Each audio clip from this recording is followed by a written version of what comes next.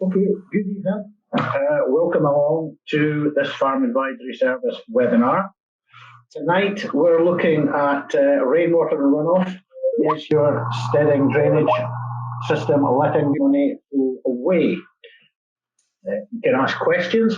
If you look in the control panel to your right, there's the ability to type in questions. We will do our best to answer them. There's handouts as well, the guides to different runoffs. They could be worth printing out.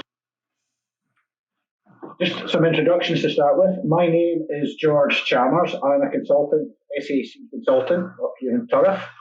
Alongside me tonight, this is the wonders of the webinar, I've got Gavin Elric. He's a drainage specialist, also SAC, one of my colleagues. We're still waiting on Pete Wright to SEPA to join us. I think we'll just keep an eye out for him. Okay, what's our aim for tonight? It's to enable people to understand the different types of runoff and how they can be handled. To allow the attendees to take this information back to their own farms and make assessments based on their situations, and also identify solutions that are relevant to them. And the one thing that we'll come away with tonight is that one size does not fit all. It really is horses for courses. This is Pete's part. I'm not sure if he's able to log in, so I think we'll just go through it. Yeah. Okay, Gavin. You're looking at the whole idea of steading runoff control is aimed to reduce diffuse pollution in the environment, which is aiming to take small amounts across a catchment of pollution, which add up to a large level of pollution in any one catchment. There has been issues with certain catchments with different contaminants and sediment and fecal organisms in the water. So what we're looking at is rural SUDS, which is the wonders of things. Everything gets a name now. SUDS really stands for Sustainable Urban Drainage, but in a rural situation, we're looking at Sustainable Rural Drainage. The main aim of that is to reduce it won't reduce the flow, but what you're aiming to do is slow the flow down and treat the flow to take out sediment, allow nutrients to be taken out and broken down, and help to get the water cleaner, and also to help hopefully provide a benefit for the farm as well. If you can collect the water in any way, you can help you reduce your purchased in-water supply. For George will go over later on about rainwater harvesting. The other issues, if you're getting a lot of runoff water landing up in your silage effluent tank or your slurry tanks, you have issues with getting everything spread during the NVZ open period, or tanks not being able to keep the effluent stored in them that they will open to use them for. The idea of this is trying to help to look at the future-proof your farm, trying to protect the environment, and we're not looking for issues to be get worse as the legislation possibly changes in the future. We're not sure what happens comes down, but hopefully Pete will be able to give us a wee bit more of that. So I think that's kind of where we're looking at. The aim of it is to try and reduce diffuse pollution, which generally the main source for diffuse pollution tends to be rural activities, just because it's broad scale. It could be agriculture, forestry. One of the issues is some of these large infrastructure projects. We find that there's runoff from them as well. So these are all looked into as part of SUDS. Today we're looking at the farm steading.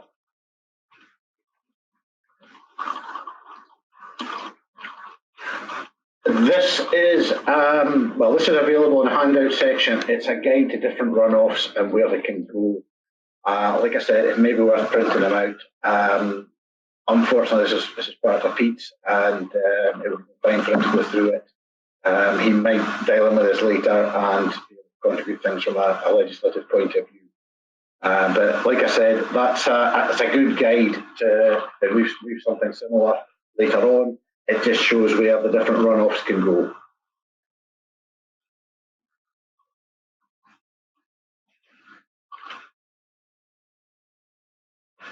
Right, when we're looking to reduce your diffuse pollution, the first thing is to assess the pollution. Where's the runoff coming from? That's best done just having a walk around, and usually on a wet, rainy day, you can just follow the rainfall runoff, but where is it coming from, or where is it coming out? You'll generally know where the problems are on the farm, but it's always interesting to see where all the water's coming from. So you tend to need to look at that. Also, you need to look at the rainfall information for your area. We have there's a slide in it showing the roof water areas depend for your calculations, and we'll look at that later on. We need to assess the site. What's it causing this diffuse pollution, and how can we reduce that? That's the whole idea, is to separate clean water from the dirty surfaces where you've problems. Fix your downpipes, gutters, diverts, any surface runoff. Simply, that's the whole thing. Is if you can do simple things and reduce the level of water that's getting contaminated, then there's less water that has to be treated.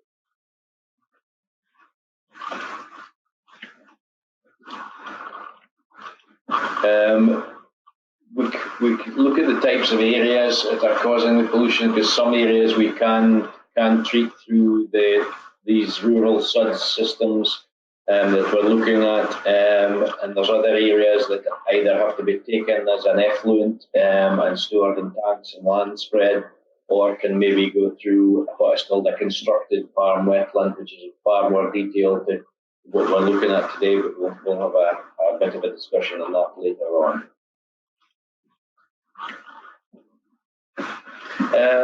We've got the steading selection table here. It's out of the guidance. It's part of your handbook. It was done by the Aberdeen University and the CREW, which is Scotland's Centre of Expertise for Water. It's called the Rural Sustainable Drainage Systems, a practical design and build guide for Scotland's farmers and landowners. This gives you a breakdown on where the different runoff can go from your simple stuff, from clean roofs. You can go to a swale, sediment trap pond. We'll describe these things later on. You can also put clean runoff to a soakaway if your ground's permeable enough, and you can take it for rainwater harvesting. If it's got a very slight contamination, then that can go to a combination of treatment systems and the rural sites. Once it gets more contaminated, we're looking at runoff from maybe outside the handling areas and from outdoor middens and things like that, from midden areas. Really has to go to a constructed farm wetland or an effluent tank. The constructed farm wetlands are a far more detailed design, and there's guidance that is available on the web for that. It's probably more recommended that you get somebody who designs these to carry out that sort of work for you, the design element. And then the final level is slurry, manures and effluents, and there's a list of those: from slurry, dairy and parlour washings, silage effluent, sheep dip effluent, chemical sprayer runoff, and veg and fruit processing wet wastewater. These all go to different, either go to your slurry storage, or in the way of the chemical sprayer runoff, it goes to either a biobed or a biofilter, and George will have a chapter covering that later on in the presentation.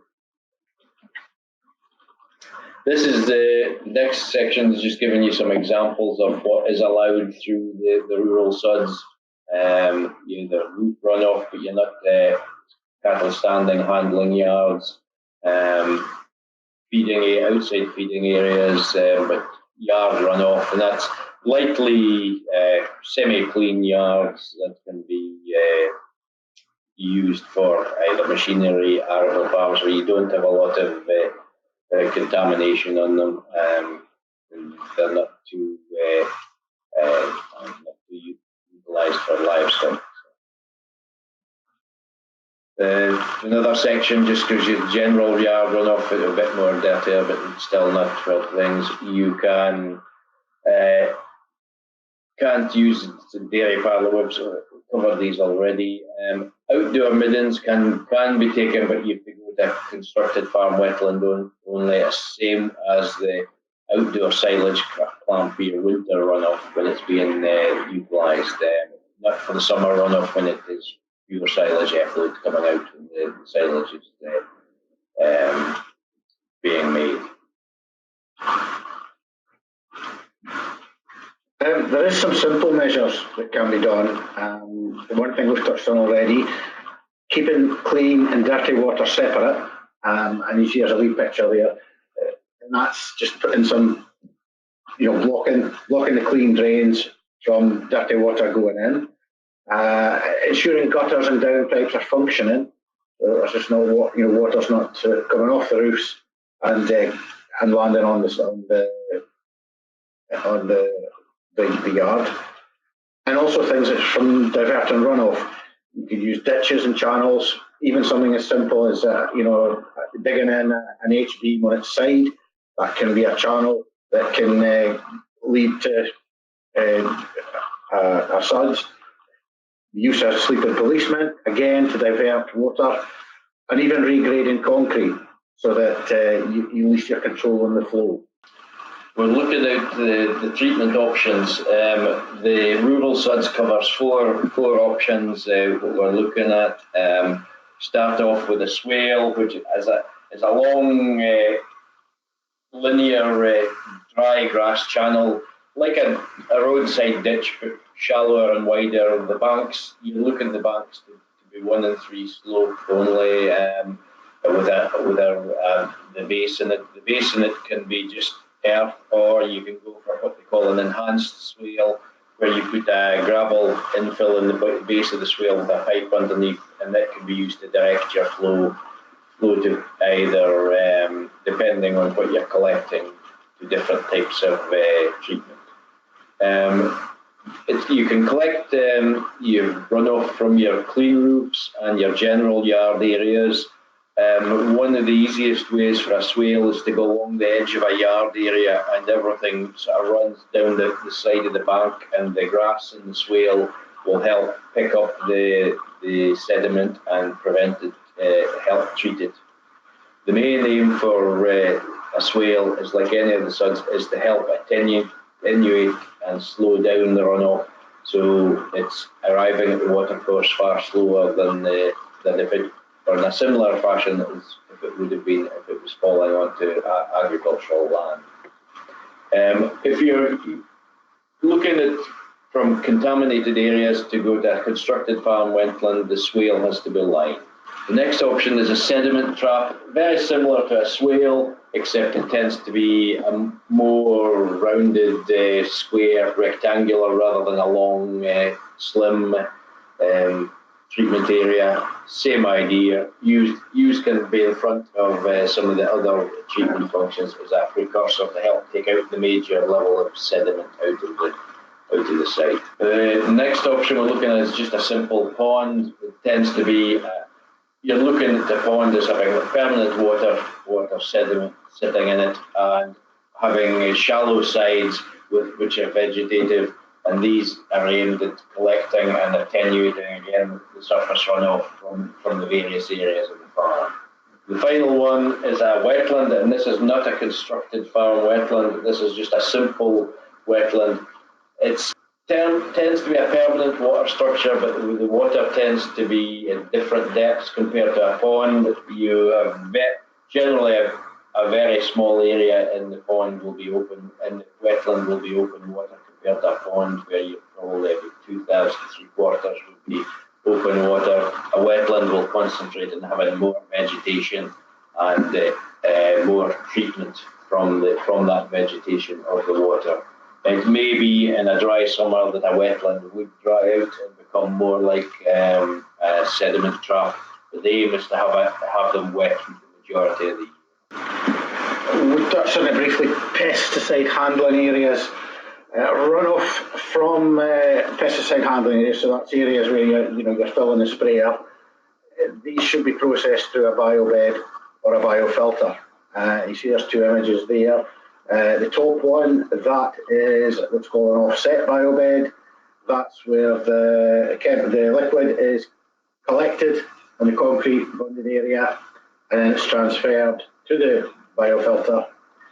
And then the bottom one, it's a drive-over biobed, so everything is treated just where the sprayer runs onto, basically. This is something different, something we've seen a bit more of recently, biofilters, and this is one that's quite local to us. It's, as you can see, it's the concrete, there's a channel there, the sprayer drives over the top of it, washes down, it's effectively a sump. And then there's a pump that takes it to if you look to your right, to the three boxes on your right. It filters down then, it comes out the bottom, and it goes onto the land then, clean. The key requirements for pesticide handling areas, you've got to make sure they're big enough to contain the sprayer and allow a working area around the sprayer. Generally you're going to be washing it, so you've got to give yourself plenty of room. The area, for practicality's sake, should at least be close to the pesticide store and the water supply. So it's probably worth designing a pesticide area, basically.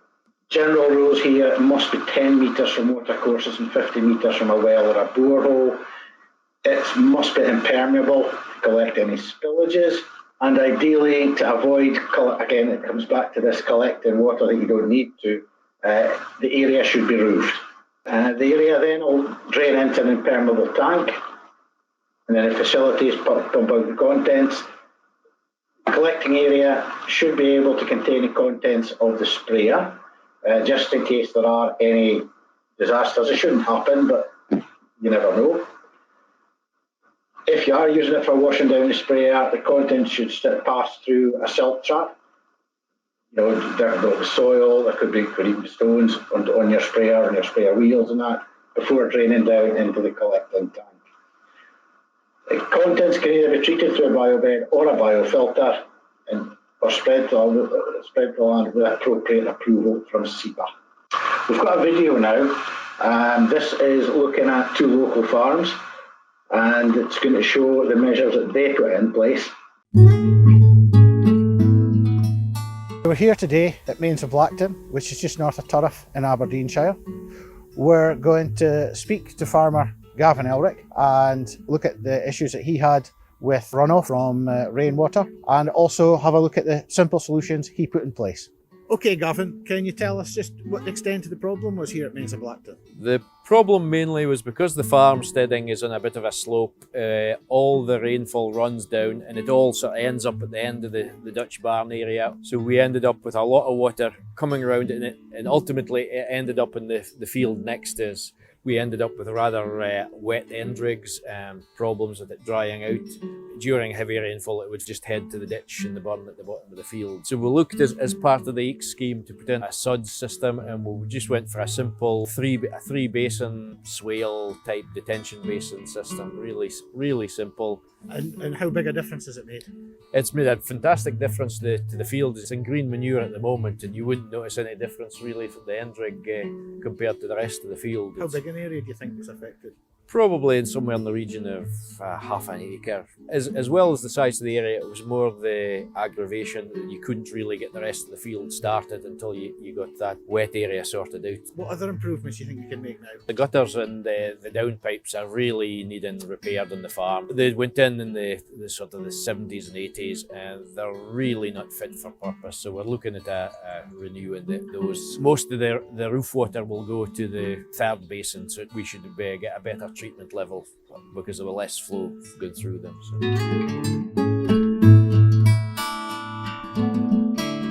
We're at Midclough Forby now, which is near Banff, and this is farmed by Monica and Jamie Mingus. We're going to be speaking to Jamie and we're going to discuss what his issues were and the solutions that he's put in place. We were very lucky to get this through a EEC scheme, and we've managed to lay the yard with concrete.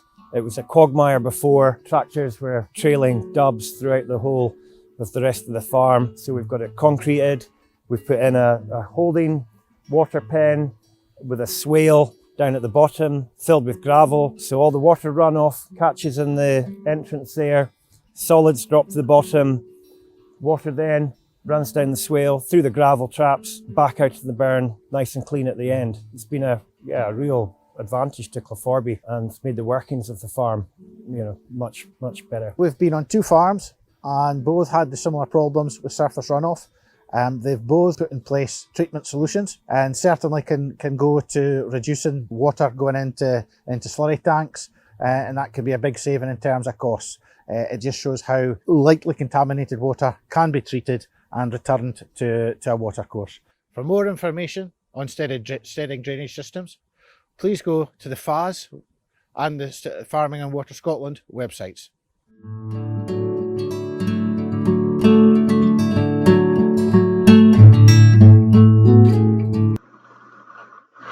Okay, Gavin, first off we'll discuss the Mains of Blackton site. This is the farm site we've got. This is just taken off sort of the 125,000 Land Ranger map, just a copy of just to show the slopes of the farm, and as you can see the contours all drop down to the water course along the base of the farm. We generally, one of the problems with the road, the council maintained road runs along the top farm, and we find that the ditches are not really up to it now, and we get a lot of the rainfall runs off the road as well as the farm, and some of the fields slope down. Unfortunately, the gate is opposite, so any rainfall runoff will get coming out the gate as well, and just heads down the steading as well. So, we're looking at the farm now. There's the main block of buildings is at the top of the farm, and there's a hardcore yard round it. So we're looking at the sort of the west and the north of the farm, and then there's a hardcore track. And what used to the water would come down through the yard, and it would head down into down the yard. So much would head down into the Dutch barn, which part of it was a cattle court, and unfortunately we would find that the water would, as well as running into the field, there was a chunk would run into the cattle court and run through the cattle court, making the bedding wet, also picking up potential pollutants. They all sort of ended up, went out the back of the cattle court, collected up some of the other, came off the road, and ended up in the field at the side there. We looked at it in a quite intense way. Again, we were part of a neat scheme, and we looked at that as part of the option. We looked at putting in what was a really simple system, but the first thing we had to do was collect all the information we had on the site, and work out how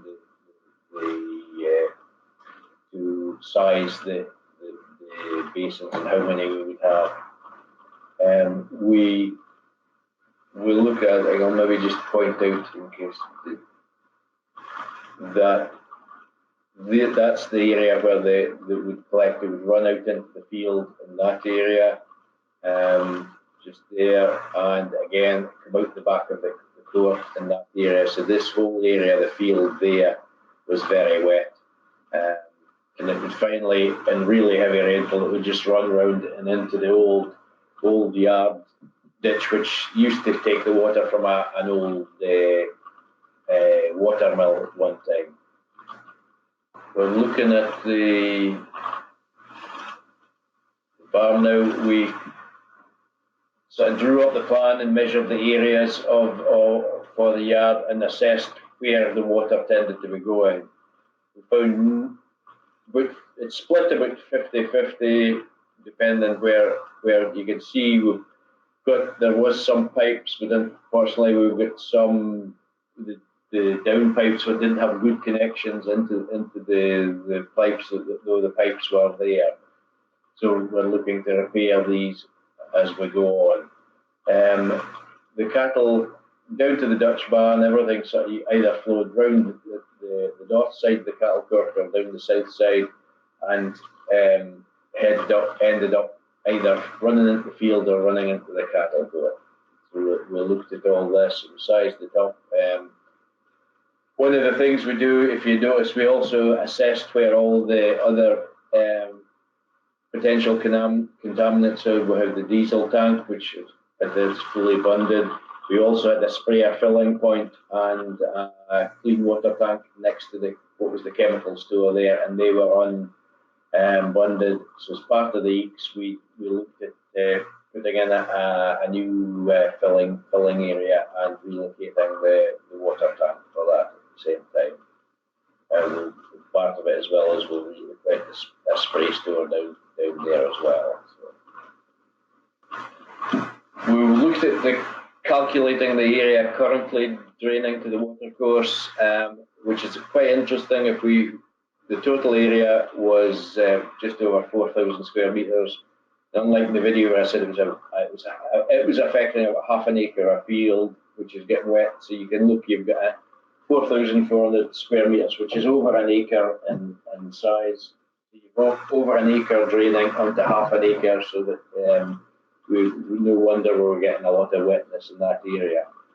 It's interesting as well, we had a look at all the areas that are currently draining onto the site and but could be collected by if we get the downpipes sorted, and that's roughly takes off about a quarter of the area, of the total area. And we then looked at the rainfall map. George, you can maybe flick through and let's see the next one. There's a rainfall map. It's in part of your handouts as well. It just shows you the depth of rainfall you look at. Along the drier east coast, we're looking at assessing around 15 millimetres of rainfall onto the site, whereas on the wetter west coast, we're looking at 20 millimetres in the calculation. So we're back in the calculation again, and we took our rainfall was 15 millimetres, then we multiplied that by the area that we are draining. At the moment, we assessed it as the whole area was draining to the site, because the poor guttering and the downpipes. So that gave us a calculation of we need some form of treatment of 66 cubic metres. However, if we've got these downpipes fixed, then we'll be reducing it to about 50 cubic metres. We looked at the systems available, and you've got your treatment volume, and depending on the system you put in place, you can look at it as a one times the BT for a swale or sediment trap, 3 times the treatment volume for a wetland, or 4 times for a pond. These are the volumes you multiply it up are there to make sure that it allows the water a certain time to settle and get the contaminants to drop out and into the vegetation in the pond. We chose a very simple, just because of the area we had available, a swale sediment trap area. We fitted that in just along the side of the Dutch barn and in an area next to where the old water mill used to be. We also, as the part of the yard farm ditch, we used the material we excavated for the first 2 swales to create a blocked area in and create a third swale in what was the outlet from the old water mill. So we created up 3 swales, and it gives us a total volume based on the the depth we would have the water contained at of roughly about 183 metres cubed, which gives us way over the requirement to create the requirement for the treatment. However, that work took us it wasn't even about 6 to 7 hours with an excavator and a tractor and trailer and some pipe and gravel. We created that, so it was relatively economically done, and we just used the areas we had rather than trying to create something that was maybe a bit more intricate. And it's been working fine. It's, as you can see from the video, it's well vegetated over, and it's really making a difference to the water and the field as well. We can see don't have the third swale in it, but it'll show you where the swales are. Also, if you can see on that, there's a red block. It says PS1. That's the sprayer filling point that was built. We put it into one of the bays of the Dutch barn, and we also moved the clean water tank and the spray store are now inside the. Well, the clean water tank is just on the outside of the Dutch barn, but the spray store is inside it. We created the sprayer filling area through the EEC scheme. Again, relatively simple. We just regraded the hardcore base of the Dutch barn, so everything sloped into a sump in the middle, and we could pump anything drains into, and we can set the sprayer, and it's made to suit that. We have a simple sprayer system, just a mounted sprayer on the back of a 4-wheel drive tractor, and it just parks in there, and the sprayer sits in there all winter. So it's sitting on there all the time. It's again relatively simple. For the concrete was about 150 to 200 mil thick, over a sealed plastic liner. So that is now. We also, at the same time as we put in the swale, we regraded the areas at the front of where the cattle court was, so all the water runs, just drains down the yard and into the swale, or it goes down the track and round the back. So we regraded part of the track, so everything it goes round the back of the track, goes into the second and third swales. Everything it goes round the front of the Dutch barn goes in through all 3 swales. Do you think you've still got 1 or 2 areas that you could improve? Yes, I think we could do a lot more. One of the issues we have is the yard is pretty old, hardcore. A lot of earth and everything in the hardcore. We tried to clean it up a bit, and that would cut down some of the sediment runoff. But really, the main thing to do is get these downpipes and gutters fixed. We started fixing so many of them, but we're working our way around it. I'm going to cover Mid-Clough-Forby. Mid-Clough-Forby is a commercial grain store, so a lot of the buildings were in good order. Most of them are fairly modern, and a lot of the yard was concreted. The only real issue was that runoff flowed down the close to an area at the bottom of the steading near the livestock accommodation. There was a part of that area not concreted, and as the farmer Jamie alluded to, it had a habit of just almost turning into a quagmire if it, during a period of heavy rain. The area did see quite a bit of traffic, tractors going back and forth, and also livestock going back and forth. Although generally the water was classed as lightly contaminated. The fear was that the water would go down to this area, and then it would flow into the adjacent grass field, which sloped down the nearby watercourse. There was a plan before any action was taken. As you can see, the red arrows showing the flow of the water. The browny grey bit, that was the part that was unconcreted. That was the bit that had it could turn to mud. and it would the water the surface runoff could just go into the grass field. There was this fear that it could lead to pollution.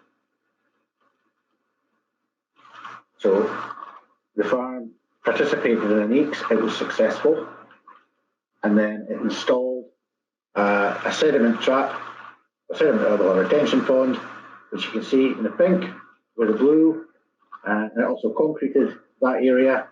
So now the water comes down into the drain, into the retention pond. As the sediment sinks to the bottom, the liquid is then piped into a swale, which goes all the way down to the nearby water course, gradually getting cleaner and cleaner as it works its way down. So that's just a summary there. The runoff is now collected on this concreted area, enters into the drain, into the sediment trap. Solids and sediments settle on the bottom, liquids go into the swale, and the runoff goes through the step swale and eventually enters the water course. It's clean. On the farm, it's reduced the pollution risk. The runoff is now controlled, and it's much, much cleaner to work there. You saw that from the video. There's no mud. It's better for working in. We just thought we'd do some sums. How much does runoff actually cost? Well, assuming a 2,000 gallon spreader, working at 2 loads an hour, £30 an hour. If there's 250 square metres, and then based on the East Coast, say 800 millimetres a year going into a slurry store, that's 200,000 litres a year extra. What does that cost? Well, it works out about 22 extra loads or £333 extra. If, on the other hand, you're looking at a much bigger area, and remember, that could be roof water. If your cattle pool, it's maybe 30 metres by 12 metres, that's 360 metres. If you're saying the West Coast, 1,200 millimetres of rain, 500 square metres area running into a storage store, that equates to 600,000 litres extra. Based on the same calculation, that's 66 loads or £1,000 a year extra. Extra water going into storage stores. There are other considerations there. There's issues with NVZ closed periods, particularly if it's been a wet autumn. There's roof water, whatever, or runoff from the steading has ended up into the slurry stores, and you come up to closed period. It's limiting the cattle, it's limiting your storage space. The message really is divert away clean and lightly contaminated water. It helps reduce the pressure on the slurry storage. I thought we'd just cover a wee bit on taps and troughs.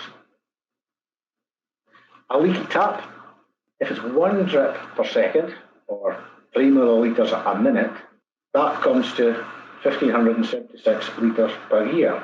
If, on the other hand, you've got a drip that's breaking into a stream, that equates to roughly 60 millilitres a minute. When you work that through over a year, that comes out at 31,500 litres. Even if you take it into the same, a leaky tap, it may just be as simple as a washer. The same with a trough, it may have got a knock or something like that, it may be a bit unbalanced. It may even just be needing me to go in and play about with the ball cock, adjust the ball cock so it's not quite filling so much. But it's that little things that can sometimes make a big difference. Apart from the extra water, the extra burden on the slurry storage, there's also the extra cost in terms of bedding being wasted. We thought we'd also cover a little bit on rainwater harvesting. We've got another video to show.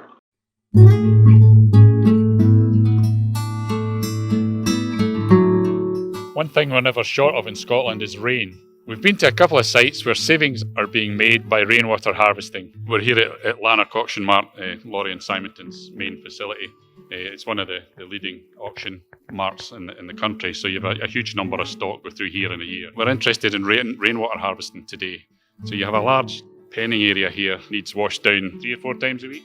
Yeah, it just depends on how many sales we have. 4 or 5 times a week sometimes. If we'll have to wash the whole market down after each sale, get things ready for the following day. And you use, I see you've got volume wash hoses here and also pressure washers. Yes, we use 2 volume washers, 2 steam cleaners. That's all used with recycled rainwater. We've got a large roof area. You collect all the water from the roof here. It goes through a gauze at the top of the downpipes, and then it goes down to a storage tank at the bottom of the yard. Yes, that's correct. Gauzes on the roof, then there's a protective gauze before the water goes through a pump system just to protect the pump. The filters are there really just to protect the equipment, not for the quality of the water. It's just to protect any silt or bird's mess or whatever for getting into a pumping system. And you find the system works well using the roof water? It's an excellent system, yes. It keeps the cost down for us as a company, remain self-sufficient. It's been a fantastic system for us and I would recommend it to anybody. Here at West Cambusdrany, where he collects rainwater from his shed here and uses it for his sprayer, you're collecting it from most of the roof? We're probably harvesting 80 feet by 100. The majority of the water comes from the far end of the shed back this way. And you have a mains sort of backup if you do run out? There's a mains backup there. That tank was bought in 2008 and I have only had since then 2 summers when I've had to put the mains on to finish the spraying, and that would probably only be for 3 or 4 hours to get the last tank load out. And how many acres are you? We're between 250 and 300 hectares. 60,000 litres you need each pass, the tank 60,000 litres. I think the tank was paid off in 3 or 4 years, so we're now getting on for year 10, 11 now. And I think the savings have been tremendous, whereas before it was much more of a hassle. You could arrive back if you were at a field that wasn't so far away, you'd arrive back to the tank and there wasn't enough water there. If you were further away and you didn't get back in time, it's overflowing. Whereas this, I don't even think about it now. Just quick and easy, I was just filling away. The sprayer's filled in probably 10 minutes, and that's an ample time to put the chemicals in. It just works like clockwork. It really is fantastic. If you want any more information on this, please go to the FAS website or call the FAS helpline. Okay, rainwater harvesting. It's not a new concept, but it's gaining a bit more popularity. Is it really for you? A lot depends on your local rainfall. It depends on the roof area. How big an area you can use for catching the rainwater. How much can you really use? And also the cost of the system and putting everything in place versus the cost saved and also the other benefit. We've seen something similar to this earlier tonight. As you can see, over on the east coast, we don't seem to get nearly the rain that people get on the west coast. Over here, we get about 800 millimetres. To the west, you see it's much, much higher than that. And that obviously makes a difference as to what you can collect.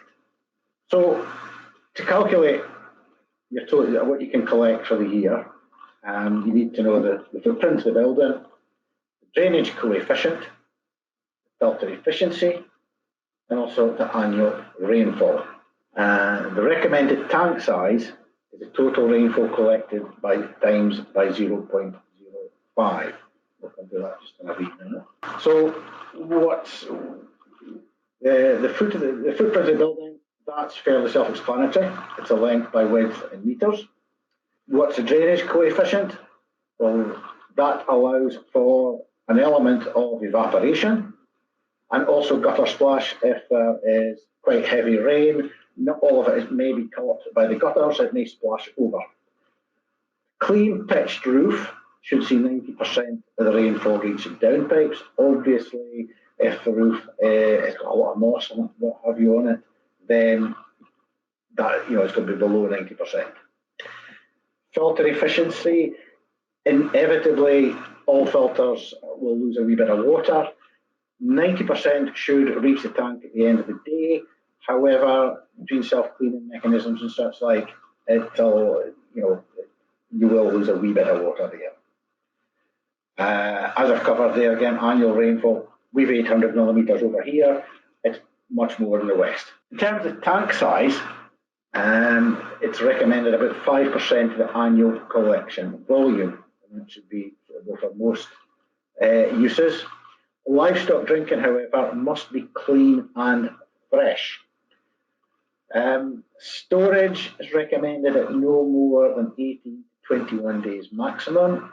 One of the reasons for this is it comes back to keeping it clean and fresh. In the summertime, water tanks can heat and bacteria can multiply. One suggestion is perhaps to site it against a north wall, helps keeping it a bit cooler. As well as filters to keep the water clean, you can also use UV sterilisers to help kill bacteria. I just did some sums just to see how much exactly you could collect. Along the top there, we've got two sets of rainfalls. We've got 800 millimetres, 1200 millimetres. We've got two different sizes of roof area. The drainage coefficient is applied. The downpipes, that's a figure that reaches the downpipes, 10% knocked off. Filter losses. The next figure, the amount collected per year, that gets as it says. Tank size at 0.05 or 5% of that, and that gives us the tank sizes. The next question, how much can you really use? In terms of livestock, it depends on, there's a number of varying factors there. This figure is taken from the HDB. Quite a variety there, from a dry cow, 15 to 40 litres, a lactating beef cow, 40 to 70 litres, feeding cattle, anything from 25 to 75 litres, a growing cattle or stirks, 15 to 50, and then sheep, quite a bit lower, 3.3 to 7.5. As you can see, a lot depends on the diet. So, if they're getting wet silage or water, if it's dry silage, if there's a lot of straw in their diet, fed a lot of cereals, are obviously going to be looking for more water. A lot depends on the stage of production cycle. As a case in point is the dry cows and the lactating beef cows, and also the ambient temperature outside. This doesn't take account of washings or floats or other machinery, which, depending on the level of activity, that could add up as well. In an arable situation, this is just looking at a typical arable farm, 50 hectares of cereal crops, 100 hectares of cereal crops, or 200 hectares of cereal crops. Down the left-hand side, number of passes at 200 litres a hectare, that's a typical application rate. So 2, 3 and 4. So a 50 hectare guy who goes across his fields twice, only using 20 cubic metres. However, somebody with 200 hectares or 500 acres of cereals going over 4 times, it's 160 cubes of water. Once again, this doesn't take into account any washings. So how much does it cost? We spoke to a local supplier. They were looking at something around about for a 500 square metre roof and 800 millimetres a year. So that works out a 16,200 litre tank. So for it's just under £3,000 for the tank, filter and UV steriliser. A bigger roof area, 1,000 metres, again 800 millimetres a year of rainfall. That would be 2 tanks, so it's just over £5,000. There are additional costs, so if you have to fix gutters, divert existing gutters, start linking up buildings, even pumping the water to troughs, etc., it's going to be site specific. So, in terms of savings, mains water is generally over £1 a cube and a cubic metre, and pretty more than that. The other question you have to ask yourself is, can you use the water you're harvesting all year round? So, a couple of examples here. The first one, it's looking at 100 feeding cattle being quite intensively fed inside all year round. So they're working out about 40 litres per head per day. When you multiply that up, that's 4 cubic metres of water per day, 1,460 cubic metres per year. If there's 1,000 square metres of roof area, if it's on the east coast, that's 800 millimetres a year, 648 cubic metres would be collected and is available for use. But using some of the figures that we got, if we assume a total installation cost of 5,750. That's allowing for maybe an extra pump, fixing some gutters and pipes and diverting some gutters. If you write it off over 10 years, that works out at 89 pence per cubic metre. So it's a bit cheaper than the mains water. However, if we look at example 2, and this is a scenario here, there's 100 dry cows, say, for 5 months being fed mostly silage, using 25 litres a day. They're then lactating, say, for 2 months. Their intake goes up to 50 litres a day. So over that period, the requirement's 670 cubic metres. However, in that 7-month period, the same system would only collect 378 cubic metres. So when you work that back, the cost of the water being supplied by the roof water harvesting system is £1.52 per cubic metre.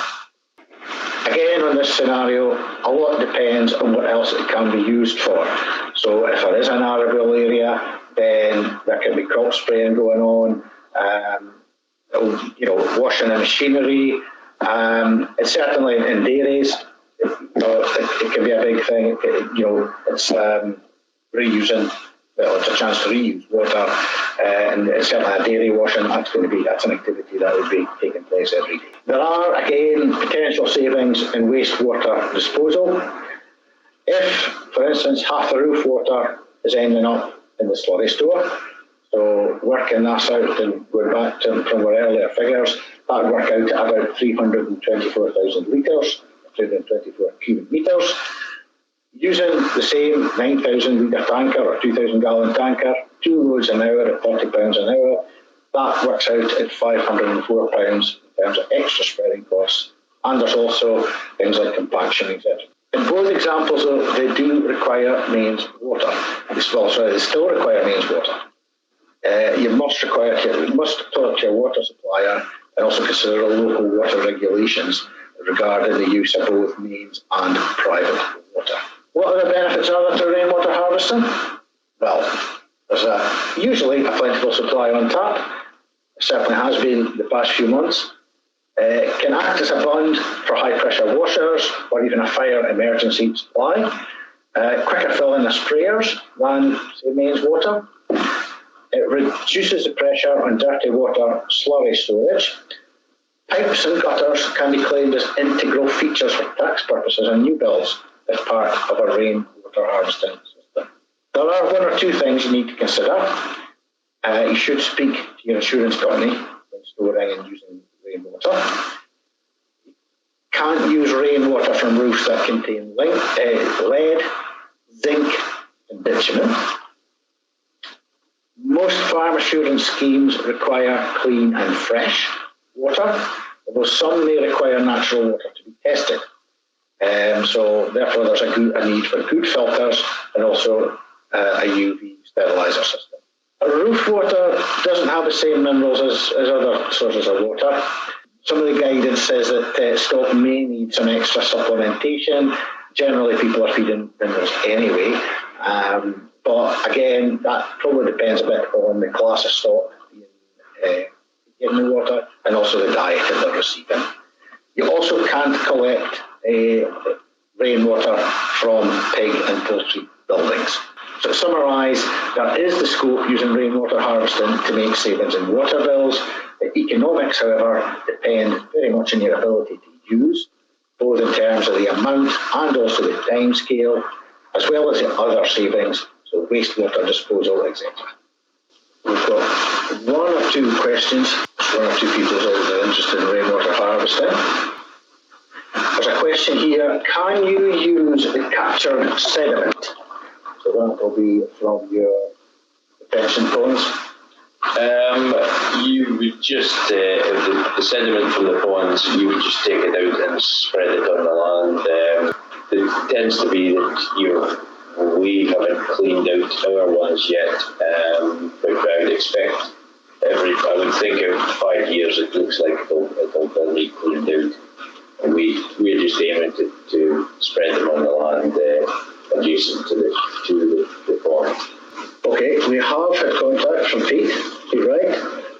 He he's just reiterating the fact that going back to biobeds and biofilters, they require an exemption registration from SEPA. However, it's free of charge.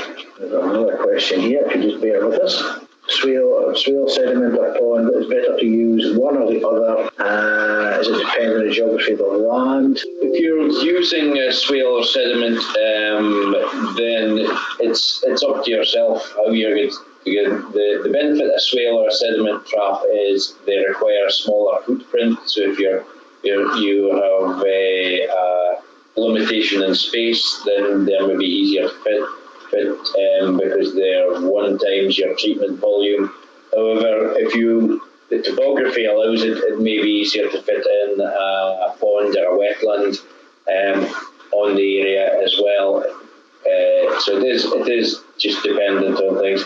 If you have initially got a lot of sediment or in the runoff, it's better for you to put in a sediment trough or a swale prior to a pond or a wetland, just to help drop out the sediment before it gets to the final treatment. Somebody asking an idea for diversification. Does anyone have enough farm use for harvested water? I think you'd be, the problem with that is you would have to treat it up to drinking water standard, so you'd be competing with Scottish water on that basis. So unless you can find a use that I would find it difficult to make money out of that one. Okay. There's another question. Can you design your own constructed farm wetland? Yes, certainly. If you follow the guidance, I think in the same vein, do you need planning permission? I would think you would certainly need to consult. You may not need planning permission as it's an agricultural activity, but you would definitely need to contact SEPA before constructing. You can. The guidance is there, so if you feel confident enough, then there'll be no problem for you to design your own system. However, I would probably recommend there's a fair bit of work goes into them. They're a lot more complicated than the simple systems we've been looking at tonight. One or two people saying they're having problems with sound, having problems watching the videos. Tonight is being recorded. I think what we'll try and do is that the videos will be on the FAS website as well. So you'll certainly be able to watch them again there, and we'll try and tidy up the recording and make it as good as possible for the replay. Here is somebody, they have a small unit with no house or sheds. They are progressing planning for both with an aim for 120 by 60 general livestock shed and a smaller storage shed with sheep handling facilities besides. It's at the top of a sloping 6-hectare field. The nearest ditch is at the bottom of the field. What would be the 3 main actions to suggest as part of the plan to address clean and dirty water?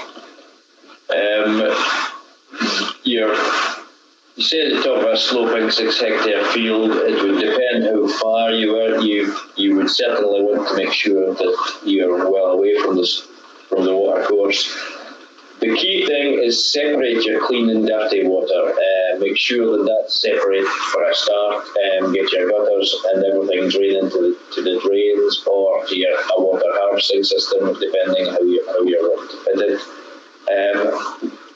Outside handling area, if it's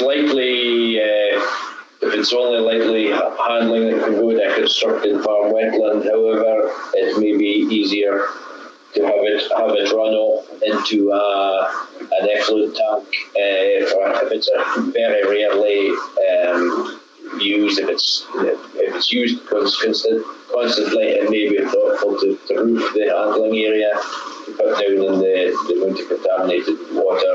If it's lightly used, it's probably better through some form of collection and then just spread to the adjacent field.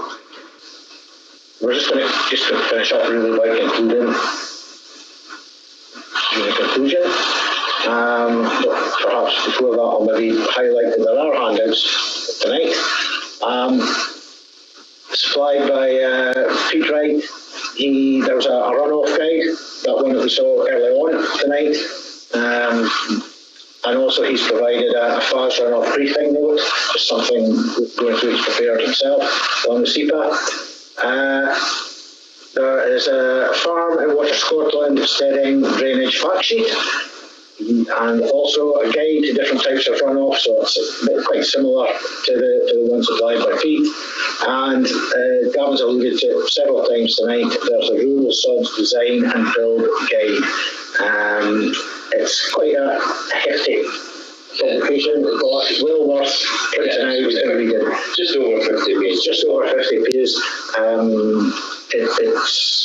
It's an easy read. It's well laid out and simple to understand. Okay, so just to conclude tonight, good steading drainage systems. What do they have in common? Well, they reduce diffuse pollution risk. They aim to separate clean and contaminated water, require downpipes, gutters to be serviceable, can reduce the volume of wastewater to be handled and the cost of doing so. And also they provide the opportunity for reuse, rainwater harvesting.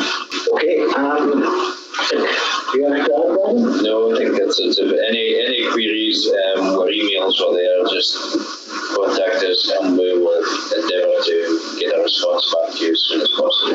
Okay. Just before we wind up, just to highlight that there's more information on the Farm and Water Scotland website. In addition, you get more information on the FAS website, that's fas.scot. I'd just like to thank Pete's been contributed from the distance. Also thank Gavin for his contribution tonight and everybody for tuning in. Thank you and good evening.